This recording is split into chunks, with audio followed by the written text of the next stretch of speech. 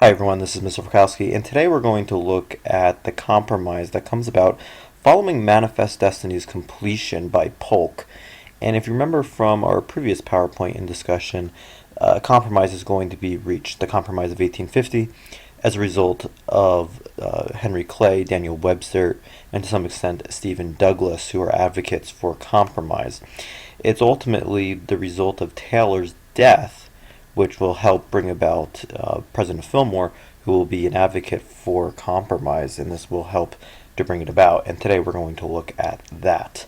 So some of the major points of the Compromise of 1850, they're going to be hammered out. The California is going to be admitted as a free state. The slave trade will be prohibited in Washington, D.C. Texas loses its boundary dispute with New Mexico. But on the flip side here, you have the South having no slavery restrictions in Utah or New Mexico territories. You have slaveholding permitted in Washington, D.C. Texas will get $10 million, and you'll have the controversial fugitive slave law. Now, if you're going to say which side probably did better, you would undoubtedly say that the North did a lot better, most likely because California is now admitted as a free state. Why is that huge? It's huge for a number of reasons. The number one reason being that it tips the sectional balance. So yes, although the free states have had more representatives in Congress, as seen here, 141 to 90 compared to the slave states, in the Senate they now have 32 senators compared to just 30 in slave states. So the fact that it tips the balance is huge. It really is. And this will leave the South scrambling to extend slavery. They can't really carve it out anymore in the Mexican secession areas. Now they're actually going to be looking in the Caribbean for that answer, but that will be another discussion. Now, again, it wasn't all of a loss for the South. They did agree to it, so they got something out of it. And probably the best thing they got out of it was the Fugitive Slave Law. This was known as the Bloodhound Bill. And it prevents slaves from not only testifying on their own behalf, they're denied a jury trial. Any northerner or person helping a slave could be fined and receive very strict jail sentencing. So really all this compromises, it just keeps the Union intact just that much longer. Really this is an inevitable conflict. How do you prevent slavery from being extended if you're in the North and abolishing it altogether, while from the Southern's point of view, how do we extend slavery? Very difficult question. So slavery, following the conflict of 1850, as you can see here in this blue territories, this is where you would have your free states. In this yellowish brownish area, this would be states, your slave states, and then you have these orange states which are open to slavery potentially, and that's going to be via popular sovereignty, as when we looked at Cass, who had various other nicknames as we know, devised this idea in which the settlers and residents would decide whether or not slavery should extend there. But the Compromise of 1850 is very controversial, specifically the Fugitive Slave Law. In particular, in this political cartoon, you see Daniel Webster, who, yeah, he was a Whig and he was against slavery, but he thought disunion was a lot worse than slavery. And in this political cartoon, you sort of see him being associated with the South, being associated with the Fugitive Slave Law and continuing slavery, while you see William Lloyd Garrison, who was a well-known staunch abolitionist, favored or depicted much more favorably here on the left, perhaps rescuing a slave or defending African Americans at this point. So it's very, very controversial, even in the North and in the South. I mean, compromise is something that's very difficult. Aside from just slavery and what goes on here, just in ordinary life, if you believe you're in the right and you're told, well, you have to make some concessions and work with the other side, that can be a very difficult task to do. So both sides come out sort of very angry, not only in the South, but also the North, as seen in this political cartoon here. One of the biggest aspects of the Compromise of 1850 is, of course, as I just said, the Fugitive Slave Law. And to Northerners, they dubbed this the man-stealing law. Moderates, who weren't staunch abolitionists, are outraged by this. So some northern states are going to pass what are known as personal liberty laws, which prevent federal officials from entering jails. So this delays the inevitable enforcement of the Fugitive Slave Law. And again, the North is angry about it, and the South really hates it because the North is seen as harboring the slaves. They're not enforcing the fugitive slave law. Another thing that's going to inflame the South as well is this thing known as the Underground Railroad, most notably known or used by Harriet Tubman. The South is very much worried about slavery being outlawed, and the Underground Railroad, which was a very sophisticated system or network of stations, quote unquote, in which passengers, aka slaves, were brought up north by a conductor, aka abolitionists, from the slave states to the northern states, as well as Canada. If you look on this graphic over here on your right, you'll notice that there are various methods in which they made their way north. Typically, they wanted to head for Canaan. Can you guess where that would be? Canaan would actually be Canada, because Canada was a place where slavery was outlawed. In the north, remember, they're bound by the fugitive slave law, so that technically and legally they would have to bring that slave back. But also, if you notice in the arrows, is that they would not make a direct pattern. In many cases, it would be a zigzag pattern because that would sort of allow them to elude capture. You have a number of bounty hunters just for slaves, just increasing, looking for the number of slaves escaping via the Underground Railroad. Tubman is credited with rescuing more than 300 slaves. She's titled Moses. There are varying estimates about how many slaves were able to gain freedom as a result of the Underground Railroad. Estimates are around about 1,000. And in the grand scheme of things, 1,000 is not a lot. Really, if you were a slave owner and you were worried about the Underground Railroad, you need to look at the statistics. There are about 4 million slaves in the South and only about 1,000 get away. In reality, blacks had a greater chance of gaining their freedom by voluntary emancipation or self-purchase than actually escaping on the Underground Railroad.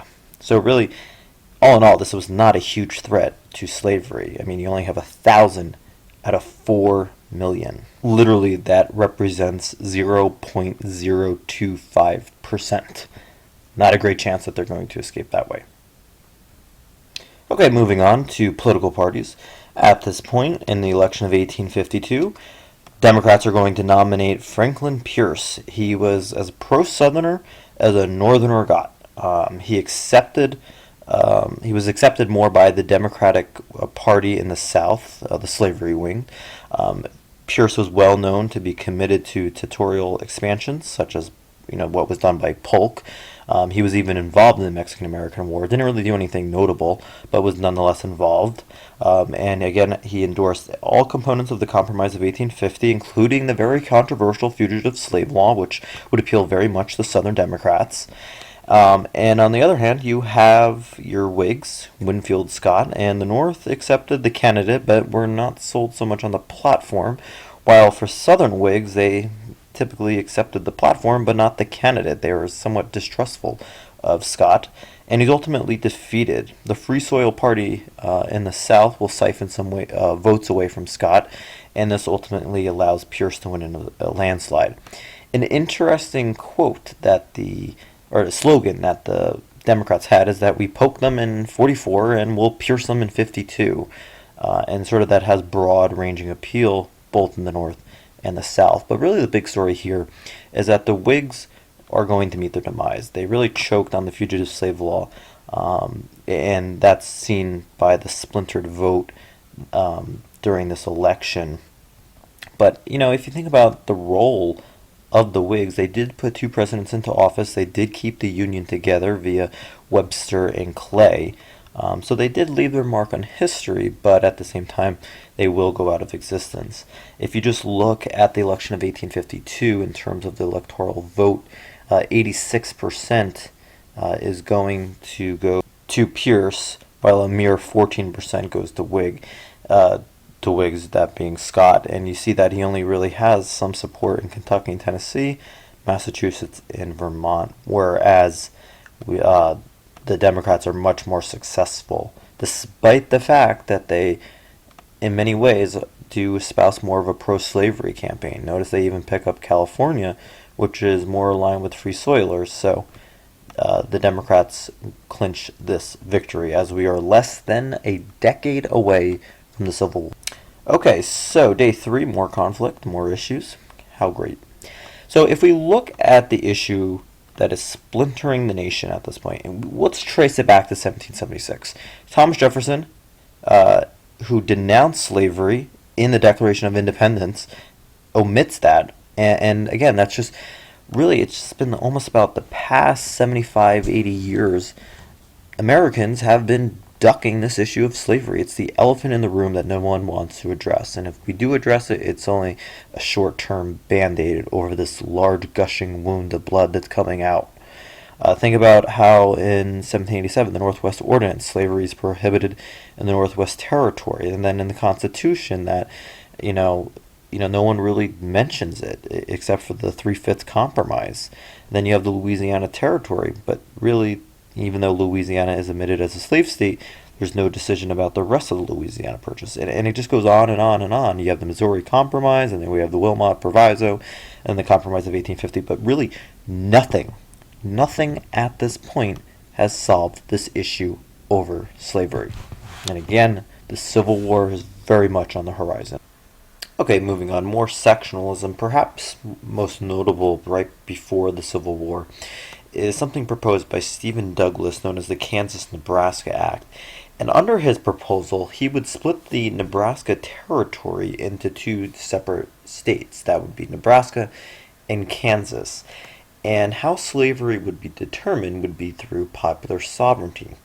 Wow, that sounds like a great idea, except for one little issue, something called the Missouri Compromise.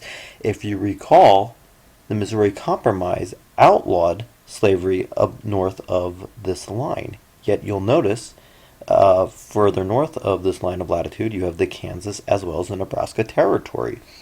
So to Northerners, wow, this would significantly outrage them. First, they had the Compromise of 1850, which allowed for the fugitive slave law, and now you have the Kansas-Nebraska Act, which is extending slavery into territories that were supposed to not allow slavery in the first place. Douglas's motives are very much unknown. I mean, he's from Illinois, which is a free state, but nonetheless, some historians speculate that this was an opportunity for him to gain the favor of the South if he ever ran for president. It's not very well known whether or not this is the case, but this does outrage Northerners. Ultimately, this is going to bring about a new political party. We had the demise of the Whig Party.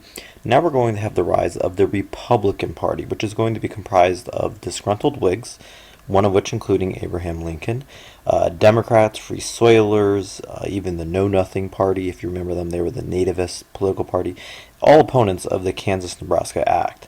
So the Republican Party will not really extend any further south of the Mason-Dixon line, and this is really going to show about true sectionalism in the United States at this point. But the Republican Party is going to be a force that's going to come about very, very soon. One other major cause of the Civil War, which really cannot be underestimated, is Uncle Tom's Cabin in 1852, written by Harriet Beecher Stowe. And really what this is it exposes the evils of slavery. It looks at slavery as more of a moral argument, and how this is such an evil institution. Millions of copies are sold domestically as well as worldwide. Even Lincoln remarked that Stowe, when he first met her, "So you're the little woman who wrote the book that made this great war." So very much this is helps to make this turn the tide in the North, especially as a moral struggle, and this is very much a political force as well. Along with this is another publication called The Impending Crisis of the South, in which it claims that non-slaveholding whites suffered the most. And the author puts forth all of these different statistics and makes these, arguments, and he's actually from North Carolina himself. And his book, along with Uncle Tom's Cabin, will be banned, to no surprise. He actually has to go to the North to get it published. So at this point, we have sectionalism very much increasing over the issue of slavery. It's really a mixture of slavery and states' rights, and to the degree which one is the bigger cause, or whether or not you look at them as one cause, is something that you're going to have to determine as we explore the Civil War much more further. But again, a lot of issues at work right here, but this is the culmination of really never dealing with the issue of slavery itself since the formation of the United States. So it's the putting off of this conflict and issue that is one of the reasons why we're going to be dealing with it in the 1850s and in the 1860s. All right, thank you.